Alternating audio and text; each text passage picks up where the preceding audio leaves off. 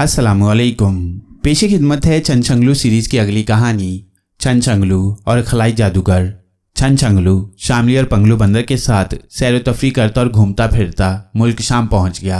ये मुल्क चूंकि गुंजान आबाद था और यहाँ फलों की बेहद कसरत थी और लोग पुरअमन और इंतहाई बाइखलाक थे, इसलिए छनछंगलू का यहाँ से कहीं भी जाने को दिल ही ना चाह रहा था। शहर के अंदर एक बड़ी सराय थी जिसे आका हाशिम की सराय कहा जाता था। इस सराय के दो हिस्से थे। एक हिस्सा ऐसे मुसाफिरों के लिए बनाया गया था जो गरीब थे और किराया ना अदा कर सकते थे। यहाँ उन्हें ना सिर्फ रिहाइश मुफ्त मिलती थी बल्कि उन्हें खाना भी सराय की तरफ से दिया जाता था, जबकि दूसरा हिस्सा अमीर मुसाफिरों के लिए था। यहाँ हर किस्म की सहूलतें तो मुहैया की जाती थीं, मगर यहाँ मुसाफिरों से किराया भी बहुत लिया जाता था। लेकिन इसके बावजूद आका हाशिम की सराय के दोनों हिस्से हर वक्त भरे रहते थे। लोग आका हाशिम की सराय में ठहरना अपने लिए एजाज समझते थे। आका हाशिम एक लंबे कद का दुबला पतला आदमी था, लेकिन उसकी सफ़ेद रंग की बड़ी बड़ी मूंछें उसके सूखे गालों के ऊपर चक्कर काटकर फैली हुई थीं, जिसकी वजह से उसका चेहरा बेहद हैबतनाक सा दिखाई देता था। इसके साथ साथ उसकी आंखें कबूतर के खून से भी ज़्यादा सुर्ख थीं। सर पर ऊंचे किनारों वाली स्याह रंग की कपड़े की टोपी और जिस्म पर सुर्ख रंग की कुबा पहनता था। इसलिए उसका यह अजीबोगरीब हुलिया देखकर लोग न सिर्फ हैरान हो जाते थे बल्कि लोग उससे खौफ खाने लगते थे। वैसे भी मुल्क शाम में मशहूर था कि आका हाशिम इंसान नहीं बल्कि कोई जिन है जो इंसानी शक्ल में रहता है। लेकिन आका हाशिम का इखलाक बहुत अच्छा था।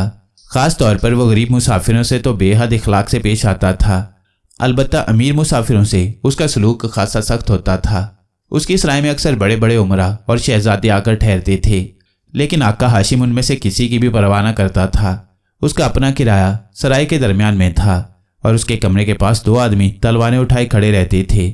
और जब आका हाशिम अपने कमरे से बाहर निकलकर सराय में कहीं जाता था तो ये दोनों तलवार बरदार उसके साथ साथ रहते थे। छनछंगलू ने आका हाशिम की सराय के उस हिस्से में जो अमीर मुसाफिरों के लिए था 2 कमरे लिए हुए थे, जिनमें से एक कमरे में वो खुद और पंगलू बंदर रहता था, जबकि दूसरा कमरा शामली का था जहां वो रात को जाकर सोती थी। छनछंगलू शामली और पंगलू बंदर के साथ सारा दिन शहर की सैर करता था और शाम को सराय में वापस आता था। आज भी वो सैर करके वापस आया और शामली अपने कमरे में चली गई ताकि गुस्ल के बाद लिबास तब्दील कर सके। इसके बाद उनका ख्याल था कि वो सराय के बड़े कमरे में बैठकर सबके साथ खाना खाएंगे। अभी छनछंगलू गुस्ल करके और लिबास तब्दील करके तैयार हुआ ही था कि कमरे के दरवाजे पर दस्तक हुई तो छनछंगलू दस्तक की आवाज़ सुनकर बेख्तियार चौंक पड़ा, क्योंकि दस्तक इस अंदाज में दी जा रही थी जैसे अगर दरवाज़ा जल्दी ना खोला गया तो दस्तक देने वाला दरवाज़ा तोड़ देगा। छनछंगलू तेज़ी से आगे बढ़ा और उसने कुंडी हटाकर दरवाज़ा खोल दिया और इसके साथ ही वह चौंक पड़ा, क्योंकि दरवाजे पर आका हाशिम और उसके तलवार बरदार दोनों दरबान खड़े थे। आका हाशिम की सुर्ख आंखें छनछंगलू पर जमी हुई थीं। लड़के, तुम्हारा नाम छनछंगलू है? आका हाशिम ने बड़े सख्त लहजे में कहा। हाँ, मेरा नाम छनछंगलू है। आप अंदर आ जाएं। इस तरह दरवाजे पर खड़े होकर बातें करना अच्छा नहीं लगता। छनछंगलू ने कहा तो आका हाशिम के सख्त चेहरे पर मुस्कुराहट दौड़ने लगी। तुम दोनों यहीं ठहरो, आका हाशिम ने अपने दरबानों से कहा और खुद वो कदम बढ़ाकर अंदर दाखिल हो गया। ये बंदर भी तुम्हारे साथ रहता है? आका हाशिम ने एक तरफ बैठे हुए पंगलू बंदर को देखते हुए कहा। हाँ, ये मेरा दोस्त है और इसका नाम पंगलू बंदर है, छनछंगलू ने कहा और आका हाशिम सर हिलाता हुआ कुर्सी पर बैठ गया। जबकि दूसरी कुर्सी पर छनछंगलू बैठ गया, उसी लम्हे शामली अंदर दाखिल हुई। उसके चेहरे पर हैरत के तासुरात थे। ये दरवाजे पर तलवार बरदार क्यों खड़े हैं छनछंगलू? शामली ने अंदर दाखिल होते हुए कहा। सराय के मालिक आका हाशिम के साथ ये दोनों आए हैं। ये बैठे हैं आका हाशिम, और आका हाशिम ये मेरी साथी है शामली, ये साथ वाले कमरे में रहती है, छनछंगलू ने तारुफ करवाते हुए कहा। तुम मुझे कैसे जानते हो जबकि मैं तो तुमसे पहली बार मिल रहा हूँ? आका हाशिम ने शामली को गौर से देखने के बाद छनछंगलू से मुखातिब होते हुए कहा। मैं अक्सर गरीबों वाले हिस्से में जाता रहता हूँ कि अगर किसी को मेरी मदद की ज़रूरत हो तो मैं उसकी मदद कर सकूँ। एक बार मैंने तुम्हें वहाँ देखा था और ये भी मैंने सुना है कि तुम इस सराय के मालिक हो और तुम्हारा नाम आका हाशिम है, छनछंगलू ने जवाब दिया। मुझे मालूम हुआ है कि तुम्हारे पास पुरस्कार ताकतें हैं और तुम उन ताकतों की मदद से ऐसे लोगों की मदद करते हो जिन पर किसी ने जुल्म किया हो, आका हाशिम ने कहा।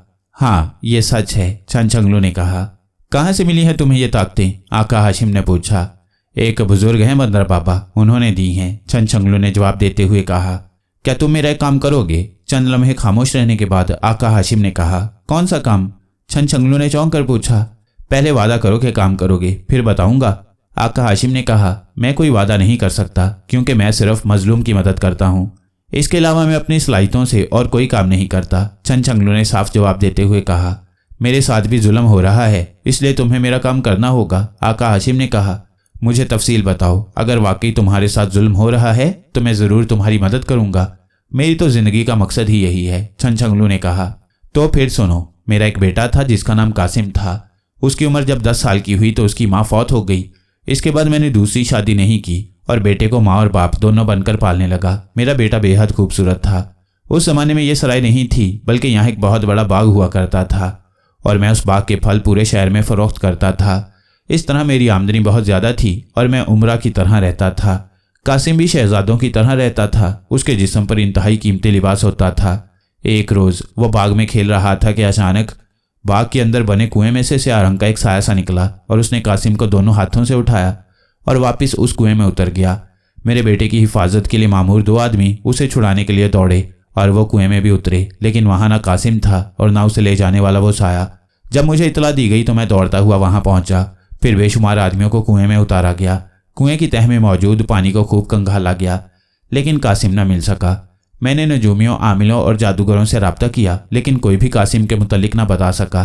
मैं बेहद गमगीन हुआ और कासिम की गुमशुदगी पर इतना रोया कि मेरी आंखों के अंदर मौजूद खून की नालियां फट गईं और तब से मेरी आंखें इस तरह सुरख हैं। वैसे अब भी मैं रात को कासिम की याद में रोता रहता हूँ। मैंने उस कुएं को बंद करा दिया। उसके बाद बाग ख़त्म करके मैंने यहाँ यह सराय बना ली। यहाँ गरीबों के लिए अलहदा बड़ा हिस्सा बनाया। अब अमीरों के हिस्से से जो आमदनी होती है उससे मैं गरीबों के हिस्से के अखराजात पूरे करता हूँ। ये सब कुछ मैं इसलिए करता हूँ कि शायद अल्लाह ताला मुझ पर रहम करे और मेरा कासिम मुझे मिलवा दे। आज कासिम को गायब हुए 10 साल हो गए हैं। अगर वो जिंदा होता तो अब 20 साल का भरपूर नौजवान होता।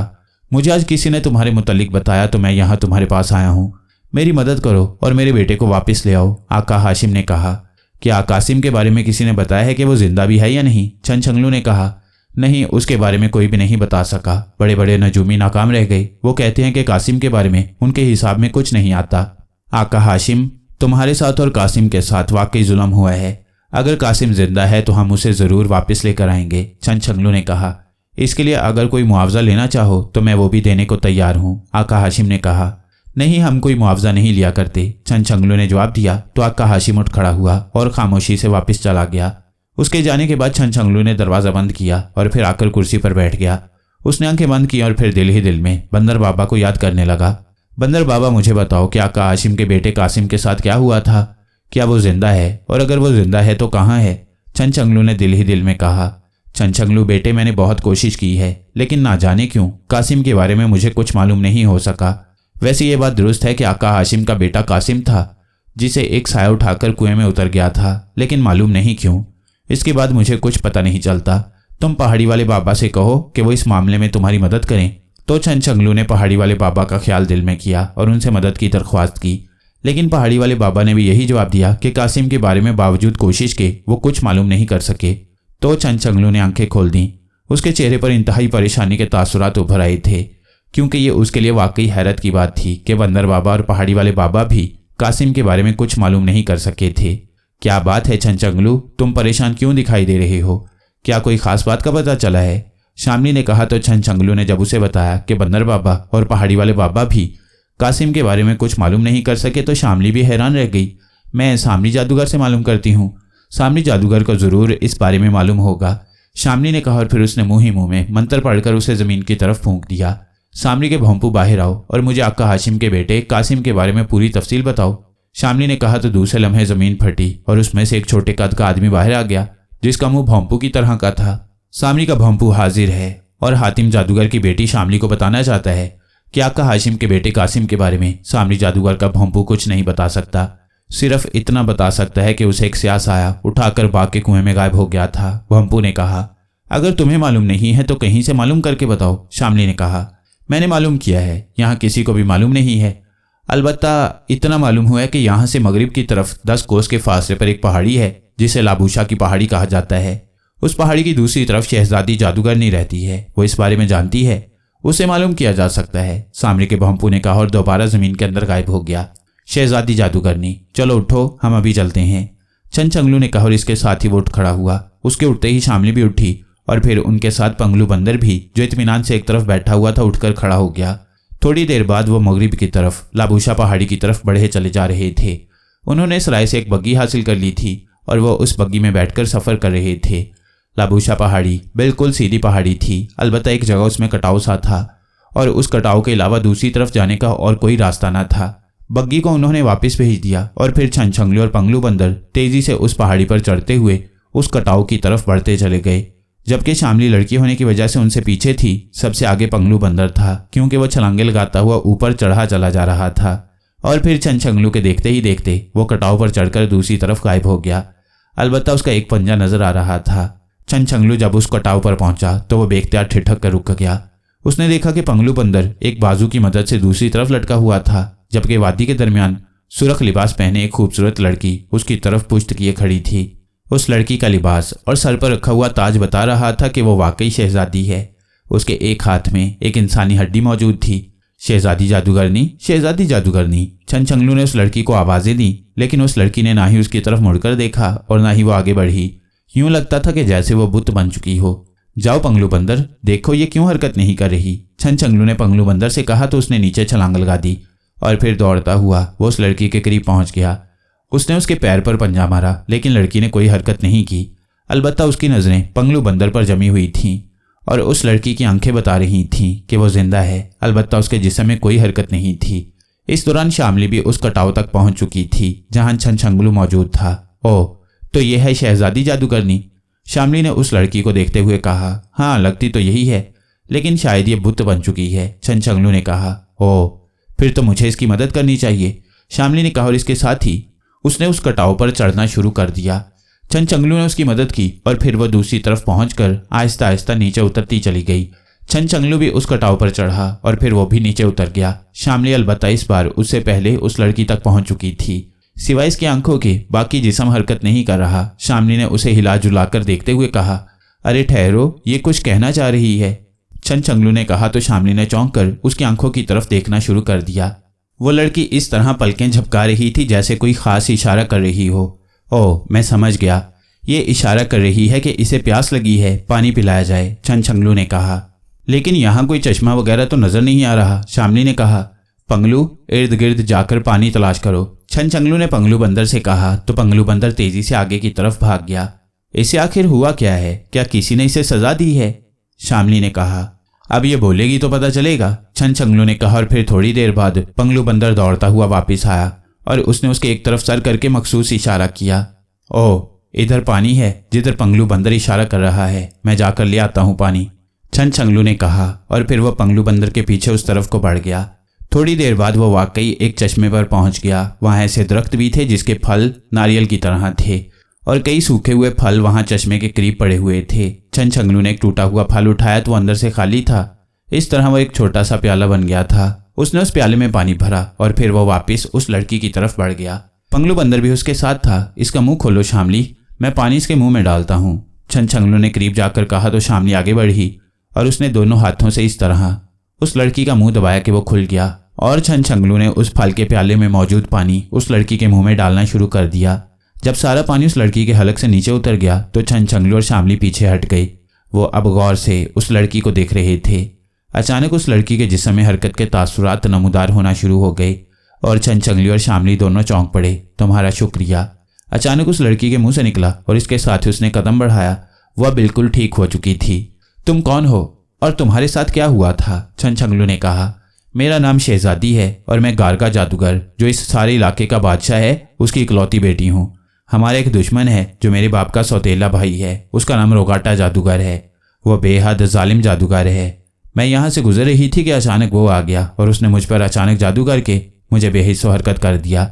उसका ख्याल था कि यहाँ कोई नहीं आएगा और जब मैं यहाँ बेहिस्सो हरकत खड़ी रहूंगी तो खुद ही हलाक हो जाऊंगी और इस तरह वो बादशाहत पर कब्जा कर लेगा। लेकिन तुम लोग आ गए और मेरा इशारा समझकर मुझे पानी पिलवा दिया। इस तरह रोगाटा जादूगर की शर्त खत्म हो गई और उसका जादू भी साथ ही खत्म हो गया और मैं ठीक हो गई। मैं तुम्हारी शुक्रगुजार हूँ, शहजादी जादूगरनी ने कहा।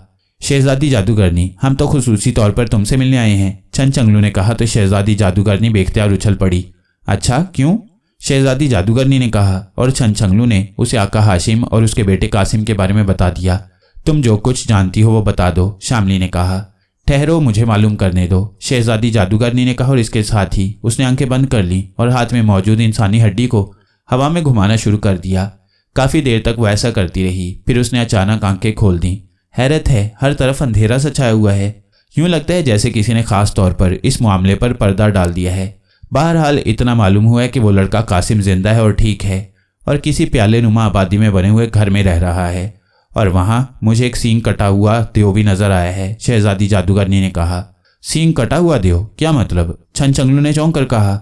हाँ, वो बहुत खौफनाक देव है। उसके 2 बड़े बड़े सींग हैं, लेकिन उनमें से एक आधा कटा हुआ है, बिल्कुल ऐसे जैसे किसी ने उसे तलवार से काट दिया हो, शहजादी जादूगरनी ने कहा। लेकिन ये वादी कहाँ है? छनछंगलू ने कहा।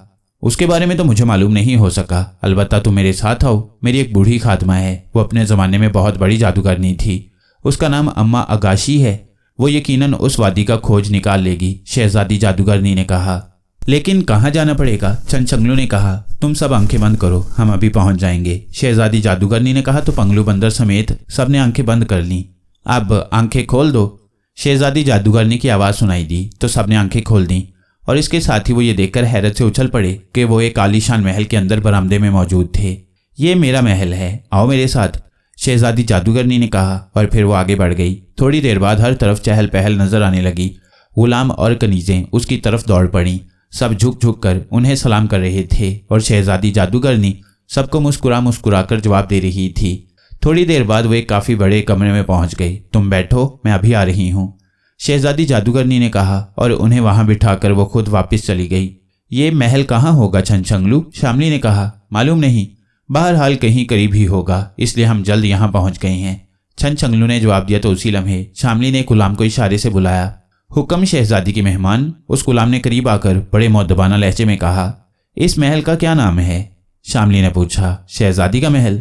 ये कहाँ पर है? सहराए गारवी में, गुलाम ने जवाब दिया। तो शहजादी के साथ साथ छनछंगलू भी बेख्तियार उछल पड़ा। सहराए गारवी?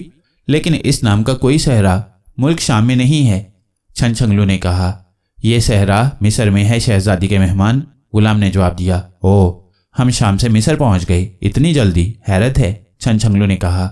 शहजादी का नाम क्या है? शामली ने गुलाम से पूछा। शहजादी का नाम झमझम शहजादी है, गुलाम ने जवाब दिया। और छनछंगलू ने उसे वापस जाने का कहा तो वह सलाम करके वापस चला गया। अजीब नाम है, झमझम शहजादी, शामली ने कहा, और छनछंगलू मुस्कुरा दिया। थोड़ी देर बाद शहजादी वापस आ गई।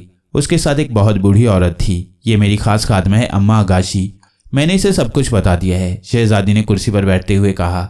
मैं मालूम करती हूँ कि वो लड़का कासिम किसके कब्जे में है, बूढ़ी खादमा ने कहा, और इसके साथ ही वो जमीन पर बैठ गई। उसने अपना एक हाथ अपने सर पर रखा, जबकि दूसरा हाथ उसने हवा में इस तरह घुमाना शुरू कर दिया जैसे हवा में किसी को पकड़ने की कोशिश कर रही हो। काफी देर तक वो ऐसा करती रही। फिर उसने अपने दोनों हाथ नीचे कर लिए और आंखें बंद किए बैठी रही। फिर उसने एक तवील सांस लेते हुए आंखें खोल दी और उठ खड़ी हुई। बैठ जाओ अम्मा अगाशी, शहजादी ने कुर्सी की तरफ इशारा किया तो बूढ़ी औरत उस कुर्सी पर बैठ गई।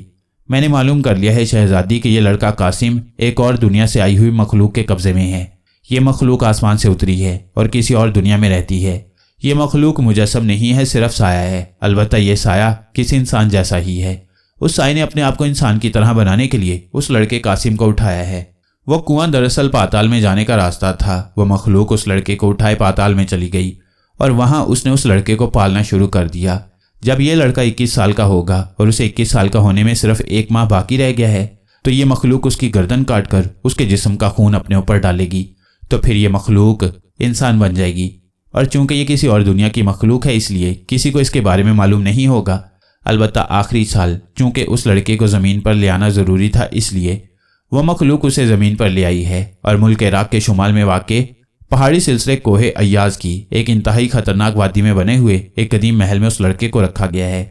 उस महल की हिफाजत एक सींग कटा देव कर रहा है। उस महल के अंदर जाने और अंदर से बाहर आने के तमाम रास्ते बंद कर दिए गए हैं। बूढ़ी खादमा ने बताया। उस लड़के को हम कैसे उस मखलूक से बचा सकते हैं? छनछंगलू ने कहा। जब तक उस मखलूक का खात्मा नहीं होता उस वक्त तक यह लड़का महल से बाहर नहीं आ सकता और उस मखलूक को ख़त्म करने के बारे में मुझे कुछ मालूम नहीं है, खात्मा ने कहा। फिर कैसे पता चलेगा अम्मा अगाशी? शहजादी ने कहा। मुल्क ईरान में एक बूढ़ा नजूमी रहता है, उसका नाम असफंदियार है। वो हिसाब लगाकर बता सकता है। इस पूरी दुनिया में सिर्फ वही है जो दूसरी दुनियाओं की मखलूक के बारे में जानता है और बता सकता है, बूढ़ी खादमा ने कहा। तुम हमारी रहनुमाई करो, हम उसके पास फौरन जाना चाहते हैं, छनछंगलू ने कहा। मुल्क ईरान के शहर सासान के सफ़ेद महल में वो रहता है, किसी से भी पूछ लो, बूढ़ी खातमा ने कहा।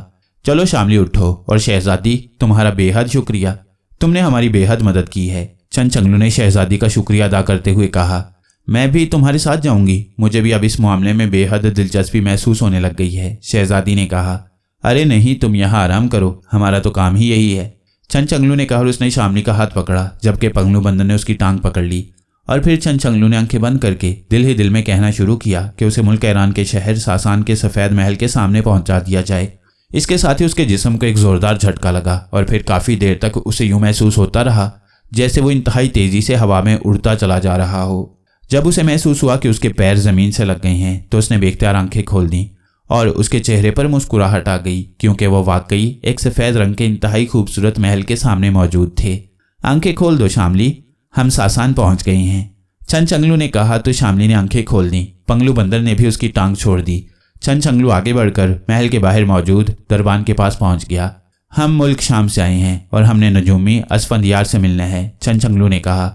अंदर चले जाओ, आगे एक कमरे में और भी लोग मौजूद हैं, तुम भी वहां बैठ जाओ, आका बाहर आएंगे तो तुम्हारी मदद भी कर देंगे, दरबान ने कहा तो छनछंगलू, शामली और पंगलू बंदर अंदर दाखिल हुए और फिर वो एक काफ़ी बड़े कमरे में पहुंच गए जहां फर्श पर दरी बिछी हुई थी और वहां बहुत से मर्द और औरतें बैठी हुई थीं। छनछंगलू और शामली भी वहां जाकर बैठ गए, पंगलू बंदर भी उनके साथ ही बैठ गया। थोड़ी देर बाद एक बहुत बूढ़ा आदमी लाठी टेकता हुआ वहां आया और उसने बारी बारी सबको बुलाकर उन्हें उनके मसाइल के मुतल्लिक बताना शुरू कर दिया।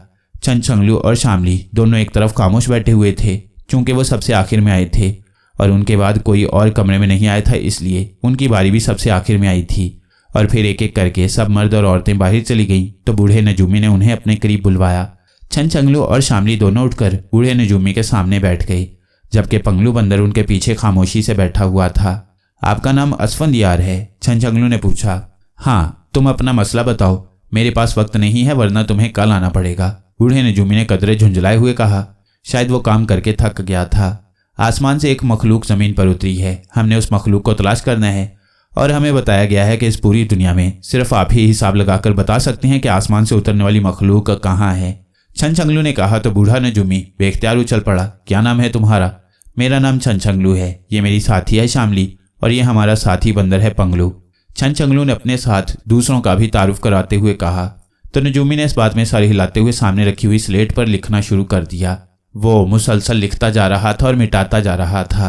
फिर उसने स्लेट रख दी। उसके चेहरे पर मुसर्रत के तासुरात नुमायां थे। तो तुम हो वो छनछंगलू जो मजलूमों के लिए जालिमों से लड़ते हो। तुम्हें बंदर बाबा ने पुरस्कार सलाहियतें दे रखी हैं और ये शामली है हातिम जादूगर की बेटी और ये पंगलू बंदर है तुम्हारा साथी जो तुम्हारे साथ इंसानी जुबान में बात करता है। बहुत खूब, मुझे बड़ी हसरत थी कि तुमसे मिलूं, बूढ़े नजूमी ने मुस्कुराते हुए कहा। आपका शुक्रिया जनाब, लेकिन आपने हमें उस मखलूक के बारे में नहीं बताया। मैंने हिसाब लगाकर सब कुछ मालूम कर लिया है। तुम उस सराय के मालिक के लड़के कासिम को उस मखलूक के हाथों से बचाना चाहते हो, लेकिन ऐसा होना नामुमकिन है, बल्कि इस तरह तुम तीनों हलाक भी हो सकते हो, इसलिए तुम ये ख्याल दिल से निकाल दो, बूढ़े नजूमी ने कहा। यह कैसे मुमकिन है जनाब कि एक नौजवान के साथ जुल्म हो रहा हो और मैं उसे बचाने की बजाय अपनी जान के खौफ से पीछे हट जाऊं? तुम बंदर बाबा की दी हुई सलाहियतों की वजह से मुतमईन हो और शामली के पास हातिम जादूगर की जादुई सलाहियतें हैं, लेकिन यह खलास से आने वाली मखलूक है, इस पर ना तुम्हारी कोई सलाहियत काम करेगी और ना ही शामली का जादू, बल्कि वह तुम्हें चुटकी बजाते ही हलाक कर देगा, शाही नजूमी ने कहा। आप बताएं तो सही कि वो है कहाँ? बाकी काम हमारा है और हम उससे खुद ही निमट लेंगे। मुझे मालूम है कि तुम जिद्दी हो, लेकिन ये मेरा फर्ज है कि मैं तुम्हें खतरे से आगाह कर दूं। अब तुम्हारी मर्जी है। बहरहाल मैं बता देता हूं कि यह खलाई मखलूक जो साए की तरह की है इस वक्त आसाम की पहाड़ियों पर वाक़ एक पुराने खंडर में मौजूद है और वह उस वक्त तक वहां छुपी रहने पर मजबूर है जब तक कि कासिम 21 साल का ना हो जाए, और कासिम को 21 साल का होने में अभी 1 माह बाकी है। उसकी क्या खसूसियात हैं जिनकी वजह से आप ऐसी बात कर रही हैं? वह चूंकि इस दुनिया की रहने वाली मखलूक नहीं है, इसलिए वह बज़ाहिर इंसानी साया ही दिखाई देती है, लेकिन असल में वो इंसान नहीं है। उसके पास इंतहाई खौफनाक और पुरस्कार सलाहियतें मौजूद हैं और अगर वो सिर्फ तुम्हारी हलाकत का सोच ले तो तुम हलाक हो जाओगे। वह जो कुछ सोचती है फौरन पूरा हो जाता है। कासिम को जिस महल में रखा गया है वो महल भी उसकी सोच से पैदा हुआ है और उस महल की हिफाजत जो सींग कटा द्यो कर रहा है वो द्यो भी उसकी सोच से पैदा हुआ है। जब वो कासिम का खून अपने जिस्म पर डालेगी तो वो मुजस्सम इंसान बन जाएगी और फिर उसकी सोच की सलाहियतों की वजह से पूरी दुनिया पर हुकूमत करेगी। वो जो सोचेगी वो फौरन खुद ब खुद पूरा हो जाएगा। इसलिए अब तुम बताओ कि तुम उसका मुकाबला कैसे कर सकोगे? बूढ़े नजूमी ने कहा। क्या उसकी इस ताकत को किसी तरह ख़त्म नहीं किया जा सकता? छनछंगलू ने कहा। नहीं, ख़त्म नहीं किया जा सकता, अलबत्ता महदूद किया जा सकता है, लेकिन ऐसा होना भी तकरीबन नामुमकिन है। कैसे महदूद किया जा सकता है, आप बताएं तो सही। इस तरह कि वो सिर्फ सोचकर किसी को हलाक ना कर सके। ओह, अगर ऐसा हो जाए तो हम उसका मुकाबला कर सकेंगे। आप बताएं ये काम कैसे हो सकता है? ये काम इस दुनिया का कोई फर्द नहीं कर सकता। ये काम खला में रहने वाली उस मखलूक का बादशाह कर सकता है, लेकिन बादशाह तक पहुंचने के लिए खला में जाना पड़ता है और खला में कोई मुजस्सम हालत में नहीं जा सकता। कोई ना कोई तरीका तो होगा, आप सोचें, गौर करें, मैं हिसाब करके मालूम करता हूँ, नजूमी ने कहा। और एक बार फिर उसने स्लेटी उठाकर स्लेट पर हिंद से लिखने शुरू कर दिए। काफ़ी देर तक वो ये काम करता रहा, फिर उसने स्लेटी एक तरफ रख दी। सुनो, मेरा फ़र्ज़ है कि मैं तुम्हें बता दूं, उस खलाई मखलूक का बादशाह जिसका नाम शाहराजू है इंसानों का दुश्मन नहीं है, बल्कि वो इंसानों को बेहद पसंद करता है और उसे इंसानों से मिलना बेहद पसंद है। इसलिए वो साल में एक बार इस दुनिया में आकर चंद रोज़ रहता है और फिर वापस चला जाता है। ये खलाई मखलूक जो कासिम का खून अपने ऊपर डालकर मुजस्सम होना चाहती है, उसका नाम मेराटू है। ये मेराटू और दूसरी खलाई मखलूक दुनिया के अंदर मौजूद एक और दुनिया के रहने वाले हैं। उस दुनिया का नाम सोसूना है, इसलिए इस मखलूक को भी सोसानी कहा जाता है। जिस तरह हमें इंसान कहा जाता है, इस तरह ये सोसानी है। सोसानी मेराटू ने बादशाह के अलावा ये ताकत हासिल कर ली कि वो सोसान से निकलकर इंसानों की दुनिया में आ सके, इसलिए वो यहाँ आ गया और फिर यहाँ पहुंचकर उसने वापस जाने के बजाय हमेशा के लिए यहाँ रहने का फैसला कर लिया। इसके साथ ही उसने ये फैसला कर लिया कि वो इस दुनिया का हमेशा हमेशा के लिए हाकिम बन जाएगा। इसके लिए ज़रूरी है कि वो मुजस्सम हो सके, चुनाचे उसने ये तरीका भी तलाश कर लिया। बूढ़े नजूमी ने कहा। ये बात तो आप पहले भी बता चुके हैं जनाब। आप हमें ये बताएं कि हम उसकी सोच की ताकत को कैसे महदूद कर सकते हैं। उसके लिए तुम्हें सोसानी बादशाह शाहराजू की खिदमत में हाजिर होना होगा। शाहराजू बादशाह साल में एक बार यहाँ आता है और ये तुम्हारी खुशकिस्मती है कि वो कल यहाँ आने वाला है। वो हमेशा इस दुनिया में आकर कोकाफ के पहाड़ों में रहता है। कोकाफ के शुमाल मशरिक में एक इंतहाई खूबसूरत पहाड़ है जिसका नाम कोशाफ है। कोशाफ इस कदर बुलंद है कि देवों में भी यह ताकत नहीं कि वो उसकी चोटी पर जा सके। अलबत्ता कोकाफ में एक देव ऐसा है जिसमें यह ताकत मौजूद है। उस देव का नाम आगो देव है। आगो देव कोकाफ के बादशाह का दरबारी पहलवान है। वो अगर चाहे तो तुम्हें कोशाफ की चोटी पर ले जा सकता है जहां बादशाह शाहराजू मौजूद होगा। तुम बादशाह शाहराजू के लिए 100 रंगों का फूल बतौर तोहफा ले जाओगे तो वो तुम्हारी बात मान जाएगा और मेराटू की सोच की ताकत को इस हद तक महदूद कर देगा कि वो सिर्फ सोचकर किसी को हलाक न कर सके। बूढ़े नजूमी ने कहा। यह बादशाह कितने दिन यहाँ रहता है? सिर्फ 7 दिन, और कल वो यहाँ पहुंचेगा। वहां उसने एक शानदार सफ़ेद रंग का महल बनाया हुआ है। और ये 100 रंग का फूल कहाँ से मिलेगा? ये फूल 1000 साल बाद पैदा होता है और इसकी हिफाजत कुदरती तौर पर की जाती है। इस बार ये फूल मुल्क तौरान की शहजादी ज़ेब के शाही महल में पैदा हुआ है, लेकिन इसके गिर्द 4 हिसार हैं। एक हिसार खौफनाक स्याह सांपों का है जो सिर्फ फूंक मारकर इंसानों को जलाकर राख कर देती हैं। दूसरा हिसार सुरख भीड़ों का है। ये भीड़ें करोड़ों की तादाद में उड़ती रहती हैं और ये इस कदर खौफनाक हैं कि अगर ये किसी इंसान या जानवर को डंक मार दें तो वो इंसान या जानवर पलक झपकने में पानी बनकर बह जाता है। तीसरा हिसार खौफनाक भेड़ियों का है। ये भेड़िए इंतहाई खूंखार हैं और इनकी तादाद भी हज़ारों में है। और चौथा और आखिरी हिसार कुदरती है। उस फूल से ऐसी खुशबू निकलती है कि जो आदमी उसे सूंघ ले वो नाचने लग जाता है और नाचते नाचते हलाक हो जाता है। और तुम चाहे नाक बंद कर लो या कुछ भी कर लो, लेकिन गुले 100 रंग की खुशबू ऐसी है कि तुम्हारी नाक में घुस ही जाएगी। क्या ये सारे हिसार उस शाही महल के अंदर मौजूद हैं? छनछंगलू ने कहा। नहीं, ये हिसार बाग से बाहर हैं और ये सिर्फ उसके सामने आती हैं जो उस फूल को हासिल करने का इरादा करके जाता है। जो लोग वैसे ही जाएं उनके सामने ना ये हिसार आती हैं और ना ही खुशबू उसे नाचने पर मजबूर करती है। क्या हम अपनी ताकतों से उन हिसारों को पार नहीं कर सकते? छनछंगलू ने कहा। नहीं, उन हिसारों में तुम्हारी कोई ताकत काम नहीं करेगी। उस देव को कैसे हम बताएंगे कि वो हमें कोशाफ की चोटी तक पहुंचा दे? छनछंगलू ने पूछा। वो जो शर्तें कहे वो तुम पूरी कर देना, फिर वो मान जाएगा। ठीक है, आपकी मेहरबानी, आपने हमारी रहनुमाई की। मेरा अब भी यही मशवरा है कि तुम इस इरादे से बाज आ जाओ। नहीं, मैं जुल्म के खिलाफ हर हालत में लड़ूंगा, चाहे मेरी जान ही क्यों ना चली जाए, छनछंगलू ने कहा। और फिर बूढ़े नजूमी को सलाम करके उठकर वापस मुड़ा और कमरे से बाहर आ गया।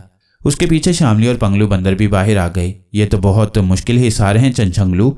शामली ने खौफजदा होते हुए कहा, इंसान हिम्मत करे तो अल्लाह ताला भी मदद करता है, और फिर हम तो जालिम के खिलाफ लड़ रहे हैं, हमारी मदद तो अल्लाह ताला ज़रूर करेगा, छनछंगलू ने कहा। और शामली ने इस बात में सर हिला दिया। छनछंगलू, वहां पहुंचने से पहले इस बारे में सोच लो कि किस तरह उन हिसारों को पार किया जाएगा, वहां जाकर सोचेंगे, छनछंगलू ने कहा। और इसके साथ ही उसने शामली का हाथ पकड़ लिया और पंगलू बंदर को कह दिया कि वो उसकी टांग पकड़कर आंखें बंद कर ले। शामली ने भी आंखें बंद कर ली और छनछंगलू ने भी। हम मुल्क तौरान की शहजादी ज़ेब के शाही महल के गिर्द मौजूद हिसारों तक पहुंचना चाहते हैं, छनछंगलू ने दिल में कहा। तो उसे महसूस हुआ कि उसका जिस्म फिजा में उड़ता चला जा रहा है, और फिर जब उसे महसूस हुआ कि उसके पैर जमीन पर लग गए हैं तो उसने आंखें खोल दी। उसने देखा कि वो एक पहाड़ी की चोटी पर खड़ा है। उसके साथ शामली और पंगलू बंदर भी मौजूद थे।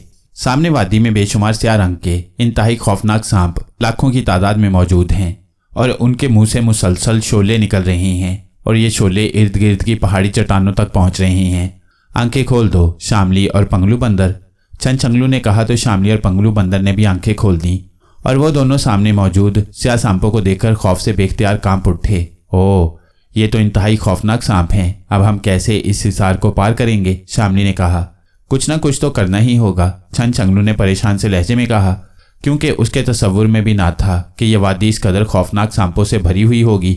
मैं बंदर बाबा से मालूम करता हूँ, छनछंगलू ने कहा। और इसके साथ ही उसने आंखें बंद कर ली। बंदर बाबा, मुझे बताओ कि सांपों की वादी कैसे पार की जाए, छनछंगलू ने दिल ही दिल में बंदर बाबा से मुखातिब होकर कहा। छनछंगलू बेटे, ये काम तुम्हें अपनी अकल से करना होगा और कोई तरीका नहीं है। बंदर बाबा की आवाज़ उसके कानों में पड़ी और उसने बेख्तियार आंखें खोल दी। क्या बताया है बंदर बाबा ने, शामली ने बेचैन से लहजे में पूछा। उन्होंने कहा है कि हम इसे अपनी अकल से ही पार कर सकते हैं और कोई तरीका नहीं है, छनछंगलू ने जवाब दिया। अकल कोई परिंदा तो नहीं है कि उस पर बैठकर इस वादी को पार कर जाएं, शामली ने मुंह बनाते हुए कहा। ओह, मैं बताता हूं कि किस तरह इस वादी को हम पार कर सकते हैं, अचानक पंगलू बंदर ने कहा। तो दोनों बेख्तियार चौंक पड़े। कैसे, बताओ, छनछंगलू ने हैरत भरे लहजे में कहा। यहाँ पहाड़ी पर मजबूत बेलें मौजूद हैं, आप इन बेलों को तोड़कर इतनी लंबी रस्सी बनाएं कि उस वादी की दूसरी तरफ पहुंच सके, और फिर रस्सी का एक सिरा मेरी टांग से बांध दो। मैं बंदर हूँ, इसलिए मैं आसानी से पहाड़ियों पर दौड़ता हुआ दूसरी तरफ पहुंच जाऊंगा। वहां मैं रस्सी का सिरा अपनी टांग से खोलकर किसी दरख्त के साथ बांध दूंगा, आप उसका दूसरा सिरा यहाँ किसी दरख्त से बांध दें। इस तरह यह रस्सी तन जाएगी और आप दोनों उस रस्सी को पकड़कर खिसकते हुए दूसरी तरफ पहुंच जाएंगे, पंगलू बंदर ने कहा। तो छनछंगलू बेख्तियार हंस पड़ा। ऐसा मुमकिन नहीं है, इतनी लंबी रस्सी अव्वल तो बन ही नहीं सकती, और अगर बन जाए तो वो इतनी ताकतवर नहीं हो सकती कि मेरा और शामली का वजन सहार सके। अलबत्ता एक बात मेरे जहन में आती है कि अगर तुम इस वादी को इन पहाड़ों पर दौड़कर पार कर सकते हो तो हम भी कर सकते हैं, छनछंगलू ने कहा। नहीं, आप इंसान हैं, बंदर नहीं हैं, और जिस अंदाज की पहाड़ियां हैं आप 2 कदम भी न उठा सकेंगे, पंगलू बंदर ने कहा। तो फिर तुम जाओ और दूसरी तरफ जाकर देखो कि वहां क्या है, शायद वहां से कोई मदद मिल सके, छनछंगलू ने कहा। एक काम और हो सकता है, अचानक शामली ने कहा। वो क्या, छनछंगलू ने चौंक कर कहा। किसी तरह इन सांपों को हलाक नहीं किया जा सकता, शामली ने कहा। अगर हलाक किया जा सकता तो फिर मुश्किल क्या रह जाएगी, छनछंगलू ने कहा। ओह, मैं ऐसा कर सकता हूँ, मैं ऐसा कर सकता हूँ, अचानक पंगलू बंदर ने खुशी से उछलते हुए कहा। वो इस तरह उछल रहा था जैसे खुशी के मारे नाच रहा हो। अरे अरे, क्या हो गया है तुम्हें, कहीं नीचे न गिर जाना, छनछंगलू ने कहा। यहाँ ऐसे दरख्त हैं जिनके फल उन सांपों को बेहोश कर सकती हैं, और मैं चूंकि बंदर हूँ इसलिए मुझे मालूम है कि ये फल सांपों की बड़ी मरगूब ग़िज़ा होती है। मैंने देखा है कि सांप इस फल को खाकर कई कई दिन बेहोश हालत में पड़े रहते हैं, लेकिन जब वो दोबारा होश में आते हैं तो वह पहले से ज़्यादा ताकतवर बन चुके होते हैं। इसलिए अगर हम ढेरों की तादाद में फल इकट्ठे करके नीचे फेंक दें तो ये सांप उन्हें खाकर कई रोज़ तक बेहोश पड़े रहेंगे और हम इत्मीनान से उनके दरमियान से गुजर जाएंगे, पंगलू बंदर ने कहा। लेकिन इनकी तादाद तो लाखों में है, इतने फल हम कहाँ से लाएंगे, शामली ने कहा। ये फल का सिर्फ थोड़ा सा हिस्सा ही खा सकते हैं और फौरन बेहोश हो जाते हैं, इसलिए बेफिक्र रहो, पंगलू बंदर ने कहा। ठीक है, इस तरकीब को आजमाया जा सकता है, आओ हमें दिखाओ कि कौन से फल हैं वो, छनछंगलू ने कहा। तो पंगलू बंदर मुड़ा और फिर दूसरी तरफ मौजूद दरख्तों की तरफ बढ़ता चला गया, जिन पर 4 कांटों वाले छोटे छोटे फल कसीर तादाद में लगे हुए थे और नीचे भी ढेरों की सूरत में पड़े थे। चुनाचे उन्होंने फल इकट्ठे किए और अपनी झोलियां भरी और फिर चोटी पर पहुंचकर उन्होंने फल नीचे फेंक दिए। और फिर चंद लम्हों बाद वो ये देखकर बेख्तियार उछल पड़े कि जहां जहां फल गिर रहे थे वहां से शोले निकलने बंद हो गए थे और खौफनाक सांप भी जमीन पर इस तरह पड़े नजर आ रहे थे जैसे मर चुके हों। फिर तो उन्होंने भाग भाग कर फल इकट्ठे करके नीचे लुढ़काने शुरू कर दिए और आहिस्ता आहिस्ता सांप बेहोश होते चले गए। हत्ता के वादी में मौजूद तमाम सांप बेहोश हो गए। वाह पंगलू, तुमने वाकई बेहतरीन तरकीब सोची है, बहुत खूब, छनछंगलू ने तारीफ भरे लहजे में कहा तो पंगलू बंदर एक बार फिर खुशी से नाचने लगा। श्यामली ने भी उसकी तारीफ की और फिर वो पहाड़ी की चोटी से नीचे उतरकर वादी में पहुंच गए। वाकई तमाम खौफनाक सांप बेहोश हो चुके थे और वो इत्मीनान से पैरों को खाली जगहों पर रखते हुए उस खौफनाक वादी को पार कर गए। दूसरी तरफ पहाड़ी पर चढ़कर जब वो आगे बढ़े तो एक बार फिर बेख्तियार चौंक पड़े, क्योंकि नीचे वादी में सुर्ख रंग की भीड़ें लाखों की तादाद में उड़ती फिर रही थीं, लेकिन वो एक खास बुलंदी से ऊपर ना आ सकती थीं, इसलिए नीचे ही उड़ रही थीं। अब क्या करें, इनसे कैसे निजात हासिल हो? श्यामली ने कहा। बड़ा आसान काम है ये, पंगलू बंदर ने कहा तो छनछंगलू और श्यामली दोनों उसकी बात सुनकर बेख्तियार चौंक पड़े। कैसे? क्या कोई और तरकीब समझ में आ गई है?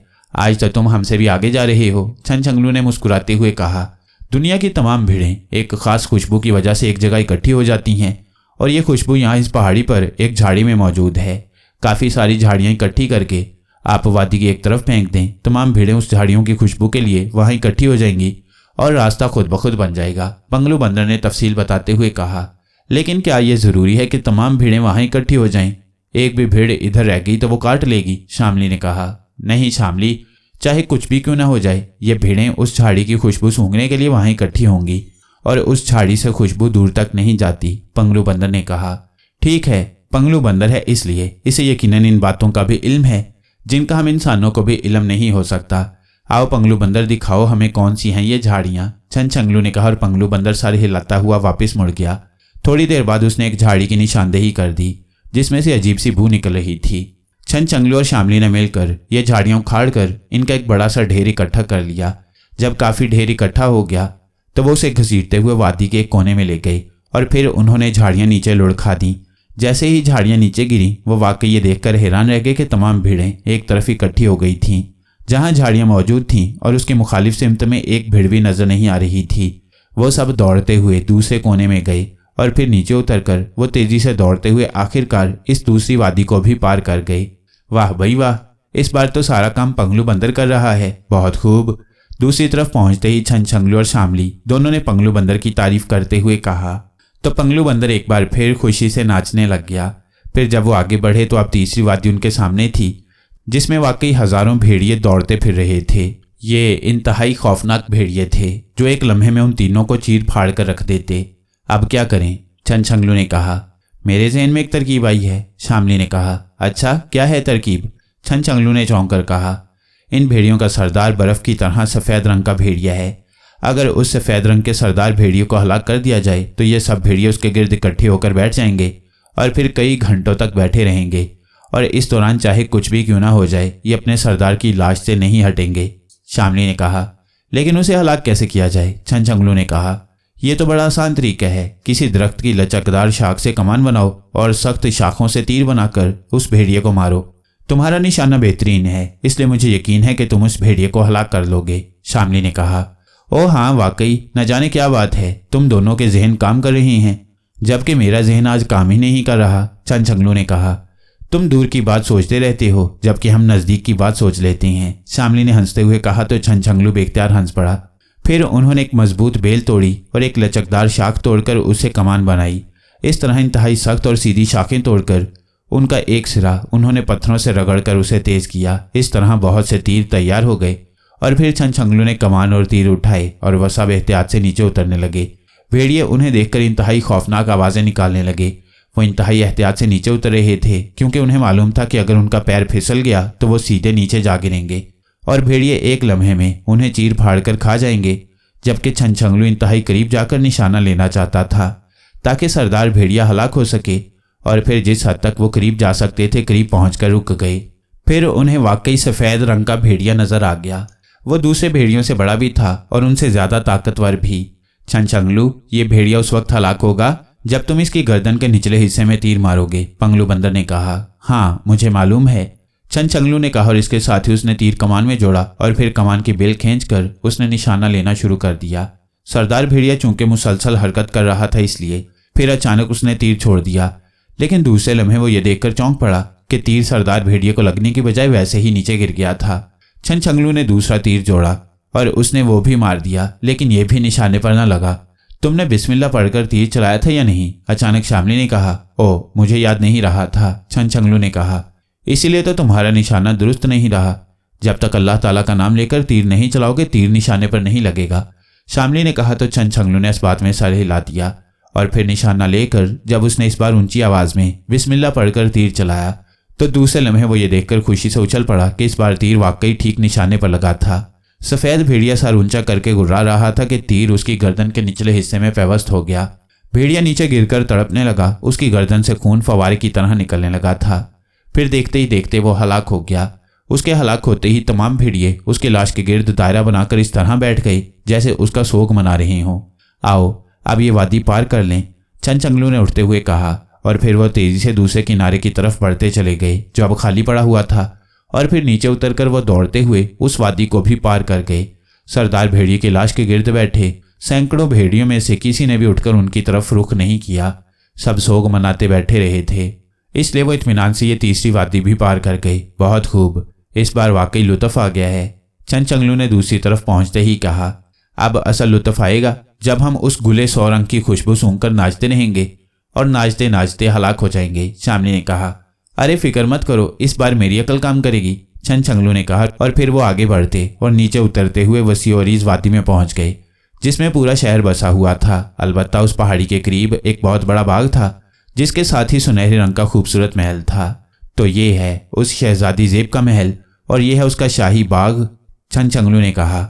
अब हम जैसे ही नीचे उतरे फूल की खुशबू हमें नाचने पर मजबूर कर देगी, शामली ने फिक्रमंदाना लहजे में कहा। पंगलू बंदर के जिस्म पर हाथ फेर कर अपनी नाक पर फेरो, फिर उस फूल की खुशबू तुम्हें कुछ ना कहेगी, छनछंगलू ने मुस्कुराते हुए कहा। मुझे एक बार बंदर बाबा ने बताया था कि ऐसी खुशबू जो दूसरों को नाचने पर मजबूर कर दे उसका तोड़ बंदर के जिस्म से निकलने वाली मखसूस खुशबू होती है, छनछंगलू ने कहा। तो शामली बेख्तियार खुश हो गई और फिर उन दोनों ने पंगलू बंदर के जिस्म पर हाथ फेरकर अपनी नाक पर मलने शुरू कर दिए। पंगलू बंदर खुश था कि यहाँ भी वो काम आ रहा है। कई बार ऐसा करने के बाद वो तेजी से आगे बढ़ने लगे, लेकिन जैसे ही वो नीचे पहुंचे अचानक एक तरफ से तलवारों से मुसल्लह दो दरबान उनके सामने आ गए। खबरदार, रुक जाओ, कौन हो तुम और शहजादी के बाग की तरफ क्यों जा रहे हो? उनमें से एक दरबान ने कड़कदार लहजे में कहा। मेरा नाम छनछंगलू है और ये मेरे साथी हैं शामली और पंगलू बंदर। हम शहजादी ज़ेब से मिलने आए हैं, छनछंगलू ने कहा। लेकिन तुम इस तरफ से कैसे आ रहे हो? इधर तो बड़े खौफनाक हिसार हैं, उस दरबान ने हैरत भरे लहजे में कहा। हिसार हमारा कुछ नहीं बिगाड़ सके, तुम हमें शहजादी से मिलवा दो, छनछंगलू ने कहा। आओ, उस दरबान ने कहा और फिर दूसरे दरबान को वहीं रुकने का कहकर वो आगे बढ़ा और फिर बाग में दाखिल होकर उसने उन्हें एक जगह रोका और खुद तेजी से आगे एक तरफ बने हुए सुनहरे महल की तरफ बढ़ गया। इन्हें सौरंग फूल की खुशबू नहीं आती होगी, शामली ने कहा। इनका चूंकि फूल तोड़ने का इरादा नहीं होता इसलिए खुशबू इन्हें नहीं आती, छनछंगलू ने कहा। और फिर थोड़ी देर बाद उन्होंने देखा कि सुनहरे महल से एक खूबसूरत शहजादी बाहर आई। उसके साथ 4 और औरतें भी थीं और उनके पीछे वो दरबान था जो छनछंगलू, शामली और पंगलू बंदर को यहाँ ले आया था। उन सब का रुख उनकी तरफ ही था। शहजादी उनके करीब आकर रुक गई। वो बड़ी हैरत से उन्हें देख रही थी। तुम कौन हो और हिसारों की तरफ से कैसे आए हो? शहजादी ने कहा। मेरा नाम छनछंगलू है, ये मेरी साथी शामली है और ये हमारा साथी है पंगलू बंदर। हम तुम्हारे बाग में मौजूद 100 रंग फूल लेने आए हैं, छनछंगलू ने कहा। तो शहजादी बेख्तियार चौंक पड़ी। क्यों? शहजादी ने कहा। तो छनछंगलू ने उसे सराय के मालिक आका हाशिम के बेटे कासिम की बचपन में गुमशुदगी से लेकर अब तक की सारी तफसील बता दी। ओह, तुम तो एक नेक मकसद के लिए काम कर रहे हो। तुमने वाकई हैरत अंगेज अक्लमंदी का मुजाहरा करते हुए ये वादियाँ पार की हैं। मैं तुम्हें इजाज़त देती हूँ कि तुम फूल हासिल कर सकती हो, लेकिन मैं तुम्हें बता दूं कि चूंकि तुम्हारा इरादा फूल तोड़ने का है, इसलिए जैसे ही तुम फूल के करीब जाओगे तुम उसकी खुशबू की वजह से नाचने लग जाओगे और फिर इसी तरह नाचते नाचते हलाक हो जाओगे, शहजादी ने कहा।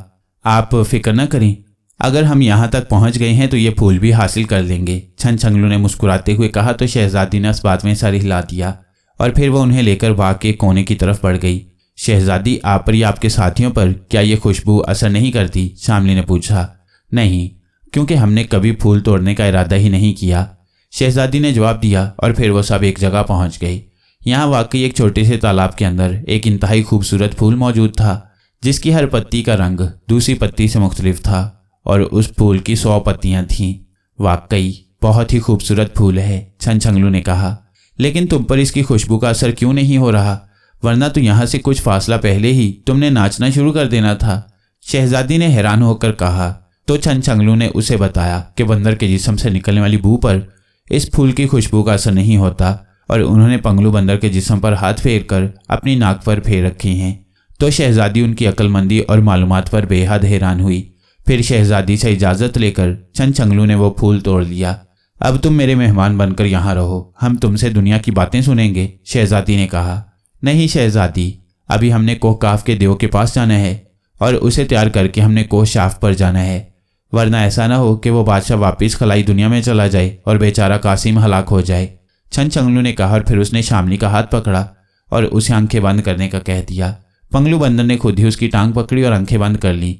हमने कोहकाफ के आगो देव के सामने पहुंचना है, छनछंगलू ने दिल में कहा। तो उसे महसूस हुआ कि वो हवा में उड़ रहा है। काफ़ी देर तक उसे ऐसा महसूस होता रहा। फिर अचानक उसे महसूस हुआ कि उसके पैर ज़मीन पर लग गई हैं। तो उसने आंखें खोल दी। उसने देखा कि वो एक बहुत बड़े महलनुमा घर के सामने मौजूद है। इधर उधर देव और परियां घूमती फिर रही थीं, लेकिन कोई भी उनकी तरफ मुतवज्जा न था। आंखें खोल दो, छनछंगलू ने कहा। तो शामली और पंगलू बंदर दोनों ने आंखें खोल दी। आओ अब उस देव से मिलें, छनछंगलू ने कहा और आगे बढ़ गया। उसने एक बड़े से फाटक पर हाथ मारा तो फाटक खुला और एक खौफनाक देव बाहर आ गया। अरे तुम आदमजाद और बंदर, तुम यहाँ कहाँ से आए हो? उस देव ने, जो यकीनन दरबान था, उन्हें देखकर हैरत से उछलते हुए कहा। मेरा नाम छनछंगलू है और ये मेरे साथी हैं शामली और पंगलू बंदर। हमने आगो देव से मिलना है, छनछंगलू ने कहा। ओ, तुम यहाँ तक पहुँच कैसे गए? दरबान देव ने हैरान होकर कहा। तुम इन बातों को छोड़ो, हमें आगो देव से मिलवा दो, छनछंगलू ने कहा। आओ मेरे साथ, दरबान देव ने कहा और वापस मुड़ गया। तो छनछंगलू, शामली और पंगलू बंदर उसके पीछे अंदर दाखिल हो गए। ये वाकई एक बहुत बड़ा महल था जहाँ बेशुमार देव काम करते फिर रहे थे। दरबान देव उन तीनों को एक बहुत बड़े कमरे में ले आया। यहाँ एक बहुत बड़ी और मजबूत कुर्सी पर एक देव बैठा हुआ था। ये देव वाकई कदो कामत और ताकत के एतबार से देवों का भी पहलवान लगता था। ओ आदमजाद, और यहाँ कौन हो तुम? उस देव ने हैरत से उछलते हुए कहा। तुम्हारा नाम आगो देव है और तुम कोहकाफ के बादशाह के दरबारी पहलवान हो, छनछंगलू ने कहा। हाँ, लेकिन तुम कौन हो? आगो देव ने कहा। तो छनछंगलू ने उसे मुख्तसर तौर पर सारी बात बता दी। तो तुम कोहशाफ की चोटी पर जाना चाहती हो, लेकिन मैं तुम्हें वहां क्यों ले जाऊं? आगो देव ने कहा। तुम्हारी अगर कोई शर्त हो तो बताओ, छनछंगलू ने कहा। हाँ, मेरी एक शर्त है कि अगर तुम 100 रंग का फूल मुझे खाने को दे दो तो मैं तुम्हें कोहशाफ की चोटी पर पहुंचा दूंगा, आगो देव ने कहा। लेकिन ये तो वहां रहने वाले खलाई सासान बादशाह के लिए तोहफा है, छनछंगलू ने परेशान होते हुए कहा। बहरहाल यही मेरी शर्त है, इसके खाने से मेरे अंदर 10 गुना ताकत आ जाएगी और मैं इतना बड़ा पहलवान बन जाऊंगा कि फिर कोई मेरा मुकाबला न कर सकेगा, आगो देव ने कहा। तुम कोई और शर्त बता दो, इसे छोड़ दो, छनछंगलू ने कहा। नहीं, बस यही मेरी शर्त है, आगो देव ने भी जिद करते हुए कहा। ठीक है, ये लो, छनछंगलू ने कहा और हाथ में मौजूद फूल उसकी तरफ बढ़ा दिया। आगो देव ने फूल झपटा और फिर उसे मुंह में डाल लिया। वाह वाह, अब मैं सबसे ताकतवर पहलवान हूं, अब मेरा कोई मुकाबला न कर सकेगा, आगो देव ने खुश होते हुए कहा। छनछंगलू, ये तुमने क्या किया? इंतहाई मुश्किल से ये फूल हासिल किया था, शामली ने रो देने वाले लहजे में कहा। अब क्या करता, वहां जाकर कुछ और करेंगे, वहां तक तो पहुंचे, छनछंगलू ने कहा। आओ अब मैं तुम्हें कोहशाफ तक पहुंचा दूं, तुमने मेरी शर्त पूरी कर दी है, आगो देव ने उठते हुए कहा। और फिर वह कमरे से निकलकर बाहर खुली जगह पर आ गया और इसके साथ ही वह जमीन पर बैठ गया। मेरी पुश्त पर सवार हो जाओ, आगो देव ने कहा। तो छनछंगलू, शामली और पंगलू बंदर उसकी पुश्त पर सवार हो गए। आगो देव उठा और फिर चंद कदम दौड़कर उसने छलांग लगाई और फिर किसी परिंदे की तरह वो हवा में उड़ता चला गया। वो तीनों उसकी पुश्त पर बैठे हुए थे। छनछंगलू ने उस देव की गर्दन के गिर्द बाजू डाले हुए थे, जबकि शामली ने छनछंगलू का बाजू पकड़ा हुआ था और पंगलू बंदर ने शामली को पकड़ा हुआ था। आगो देव की रफ्तार लम्हा बलम्हा तेज होती जा रही थी और वो सीधा बुलंदी की तरफ उड़ा चला जा रहा था। फिर कई घंटों की परवाज के बाद आखिरकार वो चोटी पर पहुंच गया। वहां सफ़ेद रंग का एक खूबसूरत महल बना हुआ था। आगो देव उस महल के सामने जाकर उतर गया और इसके साथ ही वो नीचे उतर आए। अब मैं जा रहा हूँ, आगो देव ने कहा और फिर इससे पहले कि वो उसे रोकते वो हवा में उड़ा और नीचे गोता लगाकर चंद ही लम्हों में उनकी नज़रों से गायब हो गया। अब हम वापस कैसे जाएं, शामली ने कहा। पहले बादशाह से तो मिल लें, फिर देखेंगे, छनछंगलू ने कहा और फिर वो तीनों महल के दरवाजे की तरफ बढ़ गए जो खुला हुआ था। जैसे ही वो अंदर दाखिल हुए उन्होंने वहां हर तरफ इंसानी साए घूमते हुए देखे। वो सब उन्हें देखकर उनके गिर्द इकट्ठे हो गए। कौन हो तुम और यहाँ कैसे आए हो? एक साय ने इंसानी आवाज में पूछा। हम बादशाह शाहराजो से मुलाकात करने आए हैं, छनछंगलू ने कहा। ओह अच्छा, आओ, उस इंसानी साय ने कहा और फिर वो उन्हें लेकर एक बड़े कमरे में आ गया। यहाँ एक खूबसूरत तख्त पर एक इंसानी साया बैठा हुआ था। ओह कौन है ये तो आदमजाद हैं, ये यहाँ कैसे आ गए? तख्त पर बैठे हुए इंसानी साय ने इंतहाई हैरत भरे लहजे में कहा। हम सौसान के बादशाह शाहराजो की खिदमत में सलाम पेश करते हैं और उनकी खिदमत में 100 रंग का फूल तोहफे में पेश करते हैं, छनछंगलू ने कहा और इसके साथ ही उसने जेब से 100 रंग का फूल निकालकर बादशाह की तरफ बढ़ा दिया। ओह ये तो हमारा पसंदीदा फूल है, हम इस तोहफे के लिए तुम्हारे शुक्रगुजार हैं, बैठो बैठो। शाहराजो बादशाह की खुशी से भरपूर आवाज सुनाई दी और उसने फूल ले लिया और फिर वो उसे सूंघने लग गया।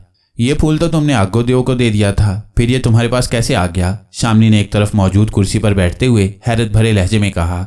वहां एक छोटा फूल भी था जो इस फूल के नीचे लगा हुआ था और मैंने दोनों फूल तोड़ लिए थे। छोटा फूल मैंने आगोदेव को दे दिया था, छनछंगलू ने कहा। हाँ अब बताओ कि तुम कौन हो और क्यों आए हो, क्या चाहते हो तुम? बादशाह शाहराजो ने कहा। आपकी दुनिया का एक जादूगर है जिसका नाम मेराटू जादूगर है।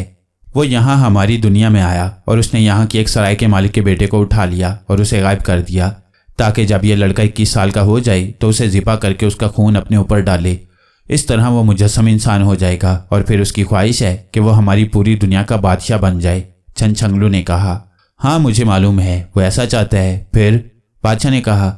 ये चूंकि जुल्म है इसलिए हम उसे ऐसा नहीं करने देना चाहते। तो तुम क्या चाहते हो? हम उस जादूगर को हलाक नहीं कर सकते, कोई और बात करो, बादशाह ने कहा। हम इसलिए आपके पास नहीं आए कि आप उसे हलाक कर दें, आप सिर्फ इतना करें कि उसकी सोच की ताकत को महदूद कर दें ताकि वो अपनी सोच की ताकत से हमें हलाक न कर सके, छनछंगलू ने कहा। इससे तुम्हें क्या फ़ायदा होगा? बादशाह ने कहा। हम उसे समझाएंगे कि वो अपने इरादे से बाज रहे और अगर वो ना समझ सका तो फिर हम उसे मजबूर कर देंगे कि वो वापस अपनी दुनिया में चला जाए, या तीसरी सूरत यह है कि हम उसे हलाक कर देंगे क्योंकि वो जालिम है, छनछंगलू ने कहा। तो बादशाह बेख्तियार हंस पड़ा। तुम आदमजादों में इतनी ताकत ही नहीं है कि तुम किसी सौसानी को हलाक कर सको, और मेराटू तो वैसे भी बेहद ताकतवर जादूगर है, वो तुम्हें हलाक कर देगा, सोच से नहीं तो वैसे ही, बादशाह ने कहा। ठीक है जब मुकाबला होगा तो देखा जाएगा, आप हमारा काम कर दें, छनछंगलू ने कहा। हाँ ये काम हम कर देते हैं क्योंकि तुमने हमें हमारे पसंदीदा फूल का तोहफा दिया है, बादशाह ने कहा और इसके साथ ही उसने अपना हाथ उठाया और उसे 2 बार हवा में घुमाया और फिर नीचे कर लिया। मैंने उसकी सोच को महदूद कर दिया है, अब वो अपनी सोच से किसी को हलाक न कर सकेगा, बादशाह ने कहा। बहुत शुक्रिया, अब आप हमें हमारी दुनिया में पहुंचा दें, छनछंगलू ने कहा। ट्राको, बादशाह ने ऊंची आवाज में कहा। तो वो साया जो उन्हें साथ लेकर आया था आगे बढ़ा। हुक्म बादशाह सलामत, उसने रुकू के बल झुकते हुए कहा। इन आदमजादों को इनकी दुनिया में पहुंचा दो, बादशाह ने कहा। हुक्म की तामील होगी, ट्राको ने कहा और वापस मुड़ गया।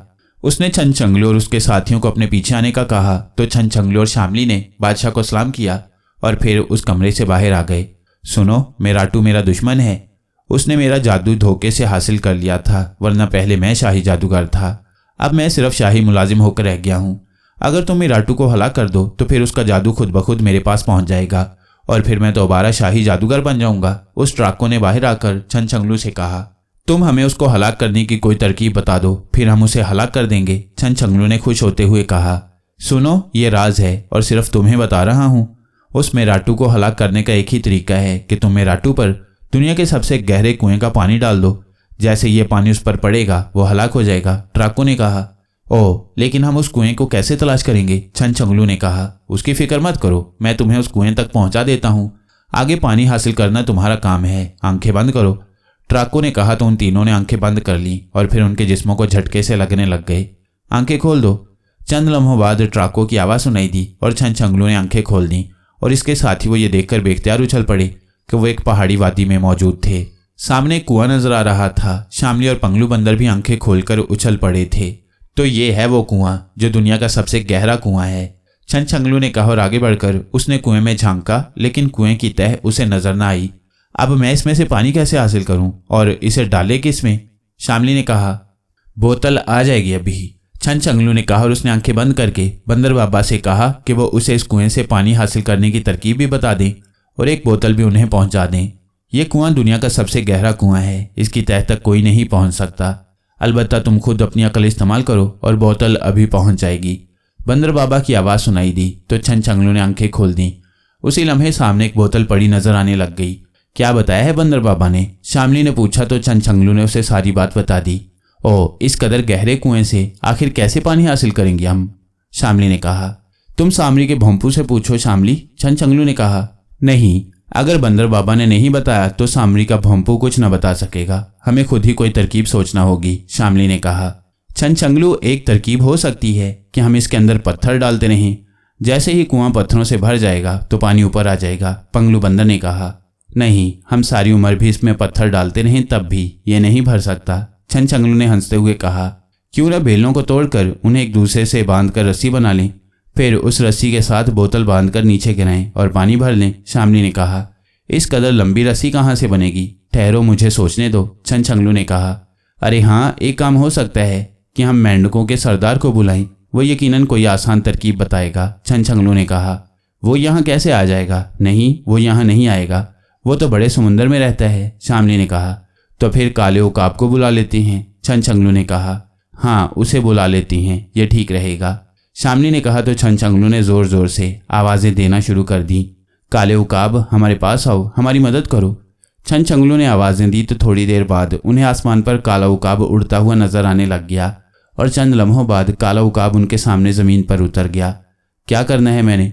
काले उकाब के मुंह से इंसानी आवाज़ निकली। हमने इस गहरे कुएं का पानी इस बोतल में भरना है। हम ये बोतल तुम्हारे पैरों में बांध देती हैं और तुम उड़ते हुए इस कुएं में उतर जाओ और पानी बोतल में भरकर उड़ते हुए वापस ले आओ, छनछंगलू ने कहा। और उकाब ने इस बात में सर हिला दिया तो पंगलू बंदर एक मजबूत बेल तोड़ लाया, जिसकी मदद से उन्होंने बोतल को उकाब के पंजों से बांध दिया। उसका ढक्कन हटा लिया गया और फिर काला उकाब उड़ता हुआ बोतल समेत उस कुएं की गहराई में उतर गया। काफ़ी देर बाद वो वापस आया तो बोतल पानी से भरी हुई थी। छनछंगलू ने बोतल उसके पंजों से अलहदा की और काले उकाब का शुक्रिया अदा करके उसे जाने की इजाज़त दे दी तो काला उकाब उड़ता हुआ उनकी नज़रों से गायब हो गया। आओ अब उस खलाई जादूगर का खात्मा करें, छनछंगलू ने कहा। और फिर उसने शामली का बाजू पकड़ा, जबकि पंगलू बंदर ने उसकी टांग पकड़ ली और फिर उन तीनों ने आंखें बंद कर लीं। हमने आसाम की पहाड़ियों के अंदर वीरान खंडरात में पहुंचना है, छनछंगलू ने कहा। तो उसे महसूस हुआ कि उसका जिस्म हवा में उड़ता हुआ आगे बढ़ा चला जा रहा है। कुछ देर बाद जब उसे एहसास हुआ कि उसके पैर ज़मीन से लग गए हैं तो उसने आंखें खोल दी। उसने देखा कि वो वाकई पहाड़ों के अंदर बने हुए वीरान से खंडरात के सामने मौजूद है। उसने शामली और पंगलू बंदर को आंखें खोलने के लिए कहा तो उन्होंने आंखें खोल दी। आओ अब अंदर चलें, छनछंगलू ने कहा। और फिर वो बोतल उठाए खंडरात में दाखिल हुआ तो अचानक एक इंसानी साया उनके सामने नमूदार हुआ। कौन हो तुम और यहाँ क्यों आए हो? उस इंसानी साये ने चीखते हुए लहजे में कहा। तुम्हारा नाम मेराटू है और तुम सोसानी दुनिया के जादूगर हो, खलाई जादूगर, छनछंगलू ने कहा। हाँ, मगर तुम कौन हो? उस इंसानी साये ने कहा। तुम सराय के मालिक हाशिम के बेटे कासिम को छोड़ दो वरना हम तुम्हें हलाक कर देंगे, छनछंगलू ने कहा। तो इंसानी साये ने बड़े तंजिया अंदाज में कहकहा लगाया। तुम और मुझे हलाक कर दोगे? नादान आदमजादो, मैं सोसानी हूँ, आदमजाद नहीं हूँ, और मैं तो सिर्फ सोचकर ही तुम्हें हलाक कर सकता हूँ, मेराटू ने कहा। करके देखो, छनछंगलू ने कहा। अरे ये क्या हुआ? मेरी सोच क्यों महदूद हो गई है? तुम हलाक क्यों नहीं हुए? चंद लम्हों बाद मेराटू ने हैरत भरे लहजे में कहा। तुम जालिम हो और जालिम का अंजाम इबरतनाक होता है, अब देखो, छनछंगलू ने कहा। और इसके साथ ही उसने हाथ में पकड़ी हुई बोतल को झटके से उसकी तरफ उछाल दिया। बोतल का मुंह खुला हुआ था, उसमें से पानी निकलकर जैसे ही मेराटू पर पड़ा उसके हलक से बेख्तियार चीखें निकलने लगीं और फिर उस साए को आग लग गई। यूं लग रहा था जैसे वो साए की बजाय कोई शोला हो। काफ़ी देर तक उसकी चीखें बुलंद होती रहीं, फिर खामोशी छा गई और इसके साथ ही शोला भी ख़त्म हो गया। मेरा नाम मेराटू जादूगर था। मैं खलाम एक सियारे सोसानी का सबसे बड़ा जादूगर था। मुझे दुनिया के सबसे गहरे कुएं का पानी डालकर हलाक कर दिया गया। एक चीखती हुई आवाज़ सुनाई दी और फिर खामोशी तारी हो गई। मेरा हाथ पकड़ो शामली और आंखें बंद कर दो, छनछंगलू ने मुसरत भरे लहजे में कहा। तो शामली ने उसका हाथ पकड़ लिया जबकि पंगलू बंदर ने उसकी टांग पकड़ ली और फिर उन तीनों ने आंखें बंद कर लीं। हमें पहाड़ी सिलसिले कोहे अय्याज की खतरनाक वादी में बने हुए कदीम महल के सामने पहुंचा दो, छनछंगलू ने कहा। तो उसे महसूस हुआ कि उसका जिस्म हवा में तैरने लगा है। फिर जब उसके पैर ज़मीन पर लग गए तो उसने आंखें खोल दी। दूसरे लम्हे वो ये देखकर बेख्तियार खुशी से उछल पड़ा कि वहाँ एक कदीम महल था, लेकिन महल अब धुआं बनकर गायब होता जा रहा था। शामली और पंगलू बंदर ने भी आंखें खोल दी। चंद लम्हों बाद 20 साल का एक खूबसूरत नौजवान दौड़ता हुआ बाहर आ गया। तुम्हारा नाम कासिम है? छनछंगलू ने कहा। हाँ, मगर तुम कौन हो? उस नौजवान ने कहा तो छनछंगलू ने उसे सारी तफसील बता दी। ओह, तुम मेरे मोहसिन हो, तुमने मेरी जान बचा ली, मुझे मेरे वालिद तक पहुंचा दो, कासिम ने कहा तो छनछंगलू ने उसका हाथ पकड़ा। दूसरे हाथ से उसने शामली का हाथ पकड़ लिया और पंगलू बंदर ने उसकी टांग, और फिर छनछंगलू के कहने पर उन सब ने आंखें बंद कर लीं। आका हाशिम की सराय के सामने पहुंचा दो हमें, छनछंगलू ने कहा। वो सब हवा में उड़ने लगे। फिर जब उसके पैर जमीन पर लगे तो उसने आंखें खोल दी। शामली, कासिम और पंगलू बंदर ने भी आंखें खोल दी। उन्होंने देखा कि वो आका कासिम की सराय के सामने मौजूद थे। फिर जब आका हाशिम को इतला मिली कि छनछंगलू उसके बेटे कासिम को साथ ले आया है तो वो दौड़ा आया और कासिम से लिपट गया। वो दोनों खुशी के मारे रो रहे थे, जबकि छनछंगलू, शामली और पंगलू बंदर भी खुश थे कि उन्होंने जालिम जादूगर का खात्मा भी कर दिया है और इस बूढ़े हाशिम से उसका गुमशुदा बेटा भी मिला दिया है और कासिम की जान भी बच गई है। इस तरह उन्होंने एक और जालिम का खात्मा कर दिया। वो खुश थे, बेहद खुश।